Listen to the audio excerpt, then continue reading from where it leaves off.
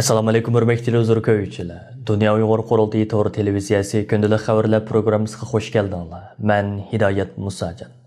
Bugun 10-oyning 1-kuni juma. Hammalarning bugungi muborak juma kuni xayrli bo'lsin. Aziz ko'ruvchilar, tuvanda diqqatinglar bugungi xabarlar programmasining tafsilotida bo'lsin. İnsaniyetning o'rtaq dushmaniga aylangan mustabid kommunist Xitoy hokimiyati bugun, ya'ni 1-oktyabr o'zining davlat bayramini hasham va dag'dug'i bilan tabriklayotgan bir paytda, uzun yillardan buyon 1-oktyabrni Uyg'urlarning motam kuni deb chakarlagan Dunyo Uyg'ur qurultiyi boshchiligidagi har qaysi allardagi Uyg'ur tashkilotlari Xitoyga qarshi keng ko'lamli norozilik harakatlarini uyushtirish orqali kommunist Xitoy hokimiyatining vatanimiz Sharq Turkistonni ishg'ol qilganligining 72-yilligiga norozilik bildirish bilan birga o'zlarining erkinlikka, hurlikka va milliy mustaqillikka bo'lgan kuchli orzularini yana bir qitim xalqaro jamoatchilikka to'yg'izishga tirishdi.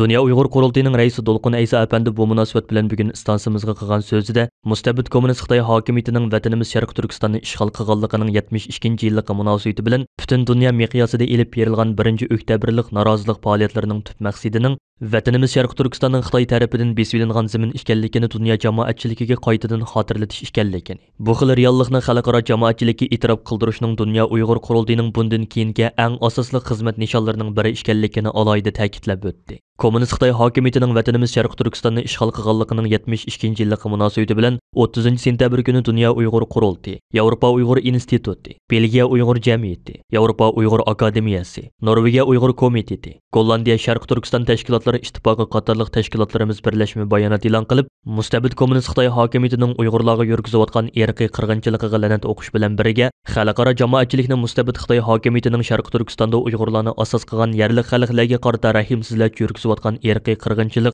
va boshqa jinoiy qilmishlarni to'sib qilish uchun Xitoyga qarshi jiddiy harakatga o'tishga chaqirdi. Mazkur birlashma bayonotga xalqaro kishilik huquq tashkilotlari, Tibet, Mongol, Hong Kong tashkilotlaridan bo'lib 10 dan ortiq tashkilotmi birlikda imzo qo'yish orqali o'zlarining Sharq Turkiston xalqiga bo'lgan qo'llashini ochiqcha ifoda qilishdi. Mazkur bayonot Fransiya matbuotlarida keng doirada o'rin oldi. Sharq Turkiston xalqining o'tgan 72 yilining ishg'ol, talon-taroj, besim, zulm, qirg'inchilik, milliy yo'qotishga uchrash bilan o'tgan zulmatlik 72 yil ekanligi ta'kidlangan mazkur birlashma bayonotda atalmish Tibet Avtonom rayonlik partikumining sekretari Chin Chuangoning 2016-yili atalmish Xinjiang Uyg'ur Avtonom rayonlik partikumining sekretarligiga tayinlanishi bilan Sharq Turkistonda 1949-yildan buyon izchil davom qilayotgan Xitoy zulmining insoniyatni dahshatga tushirgan qo'rqinchli bir davrga qadam qo'yganligi, maxsus jazo lagerlari ta'sis qilinib, millionlagan Uyg'ur va boshqa yerlik millatlarning jazo lagerlariga qamalganligi, Xitoyning Uyg'urlarning naslini quritish uchun ilib borgan majburiy tug'mas qildirish siyosati natijasida 2017-yildan 2019-yilgacha Uyg'urlarning tug'ilish nisbatining 50% tuvalliganligi, hatto ba'zi rayonlarda tug'ilish nisbatining 80% tuvallab ketganligi, Uyg'ur o'smirlarining ota-ona va oilalaridan majburiy ayirib etilganligi, qisqasi mustabid Xitoy hokimiyatining Sharq Turkistonda yurgizayotgan jinoiy qilmishlarining Birlashgan Davlatlar Tashkiloti tarafidan 1948-yili ma'qullangan irqiy qirg'inchilikning oldini olish xalqaro ahdnomasining moddalariga tamoman xilof ekanligi. Shunga Xitoy hokimiyatining bu xil jinoiy qilmishlari uchun xalqaro jamoatchilikning oldini hisob berishi lozimligi ta'kidlandi.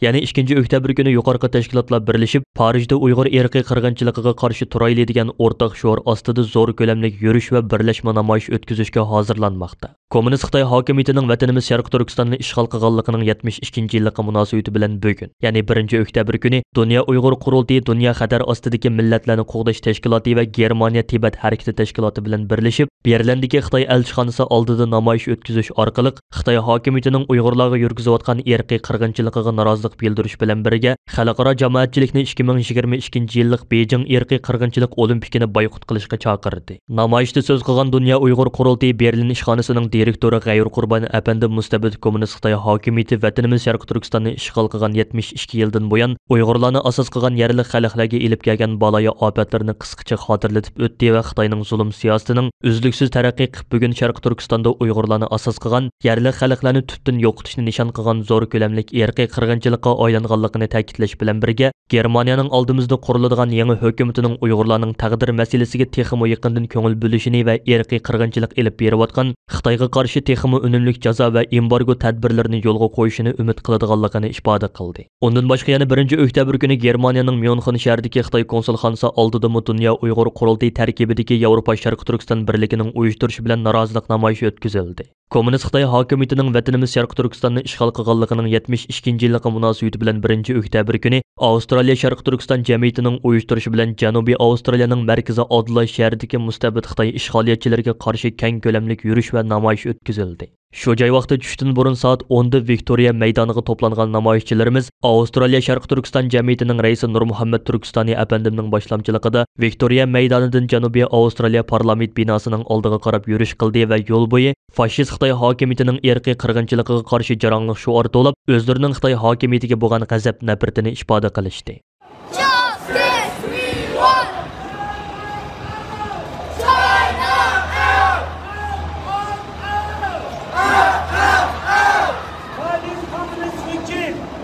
Occupied East Turkestan, killed Uyghur people, genocide in our nation, taking our resources, manipulating our country, built on nature.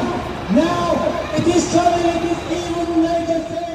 Avstraliya Sharq Turkiston jamiyatining raisi Nurmuhammad Turkistoniy apandi parlament binosi oldida qilgan so'zida Qaysar, Botur va kurashchan Sharq Turkiston xalqining hech bir zaman Xitoy mustamlikachilarga tiz bukib boqmaganligini va o'zlarining milliy kurashlarini toki Sharq Turkistonning milliy mustaqilligini asliga keltirganga qadar jasorat bilan izchil davomlashtirganligini ta'kidlab o'tish bilan birga, mustabid fashist Xitoy hokimiyatining bir butun Uyg'ur xalqini tarix sahnasidan tamoman yo'qotish uchun rahimsizlarcha irqiy qirg'inchilik elib berayotganligini, xalqaro jamoatchilikning bu xil qirg'inchilikqa aslo sukut qilib turmasligi va Xitoy hokimiyatiga jiddiy inkas qaytarishi lozimligini ifoda qildi. Bugun, ya'ni 1-oktyabr İstanbul vaqti tushdan burun Sharq Turkiston tashkilotlari birligi, Sharq Turkiston ma'rif va hamkorlik jamiyati, Dunyo Uyg'ur qurultiyi vaqfi, Uyg'ur akademiyasi vaqfi, Sharq Turkiston ulamolar birligi, Sharq Turkiston kishilik huquqni kuzatish tashkiloti, Iso Yusuf Olibtekin vaqfi, Sharq Turkiston vaqfi, Sharq Turkiston yoshlar birligi qatorliq 30 ga yaqin Sharq Turkiston tashkiloti birlashib, Xitoyning Istanbuldagi konsulxonasi oldida zo'r ko'lamli birlashma namoyish o'tkazib, kommunist Xitoy hokimiyatining 72 yillik ishg'oliga la'nat o'qish bilan birga Xitoy hokimiyatining Sharq Turkiston xalqiga yurgizayotgan irqiy qirg'inchiligiga va boshqa jinoiy qilmishlarga qattiq norozilik bildirdi. Ko'tarangi ruhga ega jarangliq shuarlari bilan Xitoy konsulxonasining oldini larziga solgan minglagan namoyishchilarimiz oy-yulduzlik ko'k bayrog'imizni javlan qildirib, o'zlarining mustaqillikka bo'lgan orzu va tashnoliqlarini namoyon qilishdi.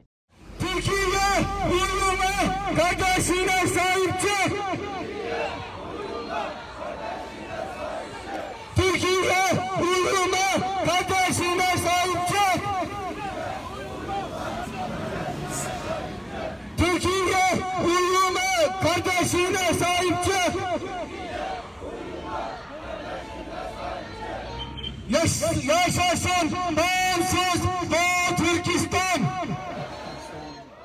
Qozog'iston, Qirg'iziston qatorliq O'rta Osiyo Jumhuriyatlaridagi Uyg'ur tashkilotlari va Uyg'ur jamoatlari kommunist Xitoy hokimiyatining vatanimiz Sharq Turkistonni ishg'ol qilganligining 72-yilligi munosabati bilan 1-oktyabr turli shakldagi norozilik faoliyatlarini uyushtirish orqali Xitoy hokimiyatining Uyg'ur xalqi ustidan yurgizayotgan irqiy qirg'inchiligiga la'nat yog'dirdi.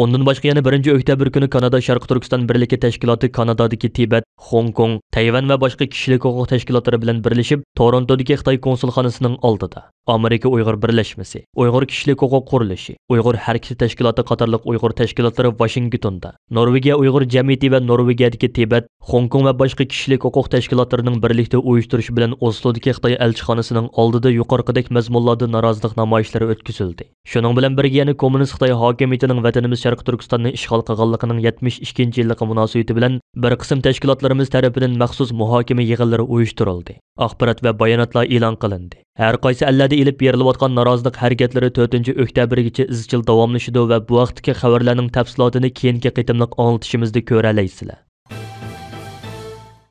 Bir haftadan buyon Kanadada xizmat ziyoratida bo'layotgan Dunyo Uyg'ur qurultayining raisi Dolqun Aysa apandi bu jarayonda Kanada Sharq Turkiston birligining raisi To'yg'un Abduvali, qurultay muhojirlar komitetining mudiri Mehmet To'xta apandilarning hamrohligida Kanada parlamentining bir qism a'zolari va Kanadaning ba'zi rayonlaridagi Uyg'ur jamoati bilan keng doirada uchrashish va suhbat ilib berib, ularga Dunyo Uyg'ur qurultayining xalqaro siyosiy sahnalarda ilib berayotgan faoliyatlari va Uyg'urlar masalasining yangi yuzlanishi haqida ma'lumot berishga tirishdi. Uyg'ur Kanada Islom va madaniyat markazining 25 sentabr kuni o'tkazilgan ochilish murosimi jarayonida Dolqun Aysa boshchiligidagi qurultay hay'ati Kanada parlamentining a'zosi. Kanada parlamentida yangidan qurilib faoliyat boshlagan Uyg'ur do'stlik guruhining raisi Samir Zubari apandi bilan ayrim suhbat o'tkazib, uning hozirgacha Kanada parlamentida Uyg'urlar masalasida ko'rsatib kelgan zo'r tirishchanligiga butun Sharq Turkiston xalqi nomidan alohida minnatdorlik bildirish bilan birga, Kanada parlamentida yangidan qurilib faoliyat boshlagan Uyg'ur do'stlik guruhining bundan keyingi xizmat nishoni haqida muzokara ilib borgan edi. Dolqun Aysa apandi 29 sentabr kuni yana Mehmet To'xta apandimning hamrohligida Kanada parlamentining sobiq raisi, senator Liu Hosakus apandi bilan ayrim ko'rishib suhbat ilib bordi. Ko'rish jarayonida Kanada hukumatining Uyg'ur xalqiga yordam qilish uchun yanada ko'p tirishchanlik ko'rsatishi lozimligini ta'kidlagan senator Liu Hosakus apandim, Xitoyning Uyg'urlarga yurgizayotgan zulmini to'sib qilish uchun Kanadadagi har qaysi sohaning o'rtaq tirishchanlik ko'rsatishi lozimligini ifoda qildi. Uyg'ur irqiy qirg'inchilik qarorining Kanada parlamentida qabul qilinishida boshlamchilik rolini o'ynagan Liu Hosakus apandim parlamentda qilgan bir so'zida Xitoy mustabid hokimiyatining Uyg'urlar ustidan yurgizayotgan vahshiy qilmishlari va insoniyatga qarshi jinoyatlari hargizmi jazosiz qolmasligi lozim deb ko'rsatgan edi. Dolqun Aysa apandi bilan Mehmet To'xta apandilar senator Liu Hosakus apandimga Uyg'urlarning navbatdagi yangi vaziyati haqida ma'lumot berish bilan birga Sharq Turkiston xalqining Kanada parlamenti va hukumatidan kutadigan ba'zi umid va orzularini qayta ifoda qilib o'tdi. Senator Liu Hosakus apandi bu qitimqi uchrashni o'zining Twitter sahifasida e'lon qildi. Kanadadagi bir yurish faoliyatlarini oxirlashtirgan Dolqun Aysa apandi bugun 1 oktyabr kuni Xalqaro vakolatsiz millatlar tashkilotining umumiy yig'iniga qatnashish uchun Brukselga yetib keldi. Dolqun Aysa apandi bir qancha yildan buyon Xalqaro vakolatsiz millatlar tashkilotining muavin raisligini o'tab kelmoqda va Uyg'urlar masalasi mazkur tashkilotning eng asosli kun tartiblarining biri bo'lib kelmoqda. Amerikadagi 3-numurliq shaxs. Amerika Avam palatasining raisi Nancy Pelosi xonimning Uyg'ur da'vosidagi ko'zga ko'ringan shaxslardan o'rkash davlat va Amerika davlatlik diniy erkinlik komitetining muavin raisi Nuri Turkal bilan 30 sentabr kuni maxsus yuzturani suhbatda bo'lishi muhojiratga Uyg'urlarni xursand qilgan voqealarning biri bo'ldi. Bu vaqtdagi xabarlar har qaysi axborot vositalarining diqqatini qo'zg'ash bilan birlikda Amerika hukumatining nazarida Uyg'urlar masalasining yanada muhim salmoqni egallayotganligining bir ifodasi deb qaralayotganligi ma'lum. Yaqinda Tayvan parlamenti qarmog'idagi kishilik huquqni olg'a surish komitetining bosh kotibligiga saylangan o'rkashmi o'zining Facebook sahifasida bu vaqtda alohida yozma e'lon qilib, Nancy Pelosi xonimning mushundaq bir oldirash mazgilida o'zlarini maxsus yuzturani ko'rishga o'rinlashtirganligidan bakmu sharaf his qilayotganligini ifodaladi. Uningga alohida ta'sir qilgan bir ish shu bo'lganki, Nancy Pelosi xonim Amerika Davlat Majlisidagi orqadan o'rinlashtirilgan yig'inlarga so'ylab yozma askatmalarni ilib kirgan kotibning vaqt to'shib qoldi degan taklifini bir yoqqa qayirib qo'yib, ular bilan bir soatga yaqin Amerika Xitoy munosabati, Sharq Turkistondagi majburiy emgak mahsulotlarini cheklash qonuni qatorliq masalalar bo'yicha so'zlashgan. Bu qitimqi yuzturani suhbatda ikki taraf navbatda hammali kishining diqqatini qo'zg'ayotgan hamda vositalik yoki bevosita holda Uyg'urlarga munosabatlik bo'lgan bir qism xalqaroliq masalalar haqida keng kushoda fikr almashtirgan. Bu vaqtda so'z bo'lganda Nuri Turkal buni haqiqatanmi natijalik bir qitimliq suhbat bo'ldi deb qaraydiganligini bildirdi. Ma'lum bo'lishicha, bu yangi navbatlik Amerika hukumati ish boshlagandan buyon Uyg'ur vakillarining eng yuqori darajalik Amerika siyosiyonlari bilan bo'lgan bir qitimliq rasmiy uchrashuvi bo'lib, bu xildagi uchrashlarning bundan keyin yana ko'plab o'tirg'i chiqishi taxmin qilinmoqda ekan.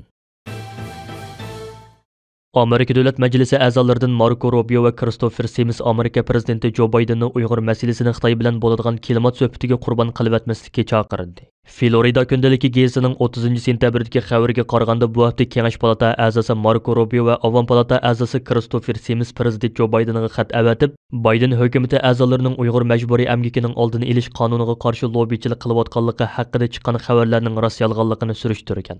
Yaqinda Birlashma agentlik qatorliq bir qism matbuotlarda Amerika hukumatining klimat masalasiga tayinlagan alohida elchisi John Kerryning Uyg'ur majburiy emgakiga qarshi turish qonun loyihasiga qarshi lobbichilik qilayotganligi haqida xabarlar chiqqan.